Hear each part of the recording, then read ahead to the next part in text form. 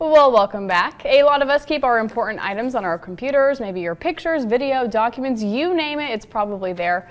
But what happens when your computer dies before you back it up?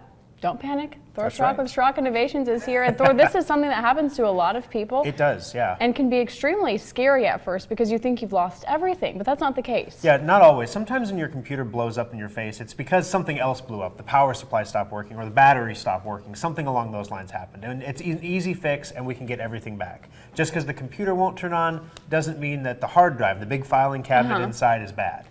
Sometimes it does, though. Yeah, so what happens if you do have your hard drive that just goes kaput and you want to get all your data recovered? Well, there is no such thing as a magic data recovery machine. We have customers say, can you just put it on the magic machine? It doesn't work quite that way. But Schrock Innovations has Nebraska's only fully equipped data recovery lab, which means we have the clean room, we have all the imagers, we have all the equipment needed to recover data from bad hard drives, flash drives, phones.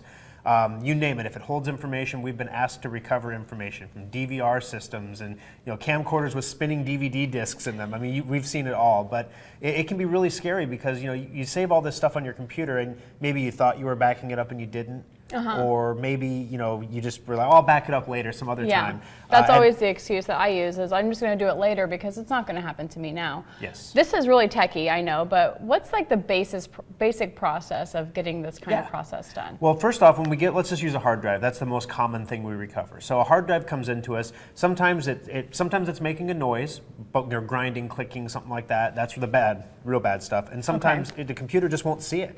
It just says it doesn't exist. And so then what we do is we diagnose what's wrong with the drive. We figure out what we have to do to the drive to get it back into an operational state. You're never going to fix it. You're never going to use this drive again. This drive is dead. You're never going to trust it with your stuff. You just want to have it enough so that you can get stuff off of it. Just enough to get the data back. And then we recover the data, we put it on a good stable hard drive, and we get it back to you. And because we have all the equipment local right here in Nebraska, we do it for about half the price of national companies. That's what I was going to ask you because we all know that technology can get rather expensive. Yes. You talk about recovering data, taking it to a Genius store or something like that, the price can really go up. Yeah, Apple sends all their stuff over to us actually in Omaha because we're right across the street from the Apple store, so it's real convenient. But basically, data recoveries, they start at $400, so they're still it's a pretty penny. But compare that to the entry point at Drive Savers, for example, a national company at about $1,100. $400 doesn't sound so bad then. Yeah, and you can't put a price on all that great memorabilia, those photos, those videos, those really important documents that you need throughout your lifetime. Yep, baby birth pictures don't usually happen twice. No, they do not. You only get one shot at that one, folks.